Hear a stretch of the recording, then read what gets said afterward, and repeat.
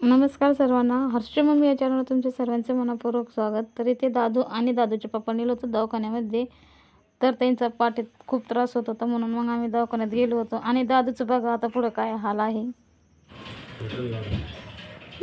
दादू शांत राहील।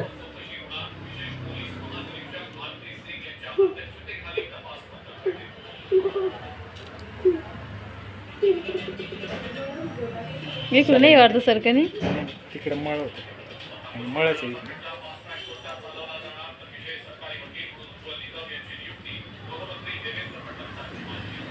कानात घालीत होता काय रे? होय काय करत होता काय माहिती, आम्हाला माहीतच नाही भाऊ। नुसतं म्हणलं ते आता मळण ते सगळं दुखायला लागलं म्हणून मग ते लावलं काय सर मला। हां काढ बाई, इकडं मळ आहे का ह्यो?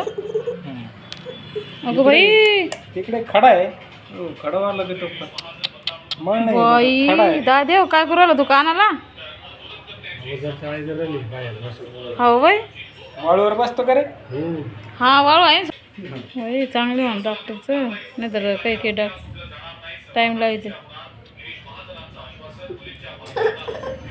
आहे काय सर? अजून काही थांब आहे थांब भाऊ, थांब बरं। दर नाही निघलं निघलं ना? बापरे, भयंकर झालं हे। हो ना,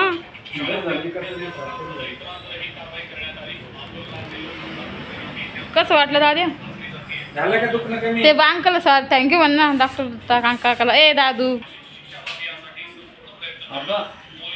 डायरेक्ट खडा नाही काय आहे का ना? हो, दुसरं काय बाहेर। तर लहान लेकरं असे काहीतरी उद्योग करतात। तर तुम्ही बघितलंच ना दादानं कसे उद्योग केले होते। आणि ते उद्योग करता वेळेस त्यांना आम्हाला काही सांगितलं पण नाही, फक्त म्हणत होता कान दुखतोय। दुखतो नाही, नुसता असा कानाला धक्का लागला का त्याला वाटायचं, महसूस व्हायचं की कान दुखतोय म्हणून। रडत वगैरे काहीच नव्हता, म्हणून आम्ही सरकारी हॉस्पिटलमध्ये दाखवलं होतं, करमाड इथे घाटीमध्ये।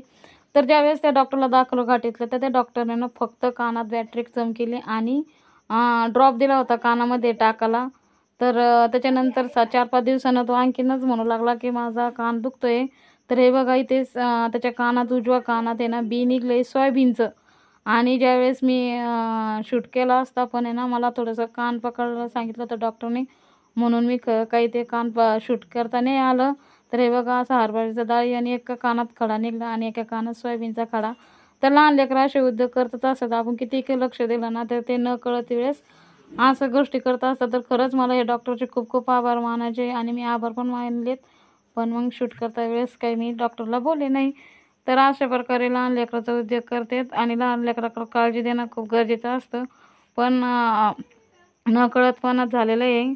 तर अशा गोष्टी घडल्या तर खरंच, आणि ते डॉक्टरची पण इतकी कमाल की 10 मिनिटात त्यांनी कानात पिचकारी मारून लगेच ताबडतोब ते सोयाबीनचा दाणा आहे तो काढला आणि तो हा उजवा कानात सोयाबीनचा दाणा निघाला आणि डाव्या कानामध्ये, तरी ना तर डाव्या कानामध्ये ना खडा निघाला आणि तो पण हरभरा डाळीचा एवढा इतका साईजचा खडा होता।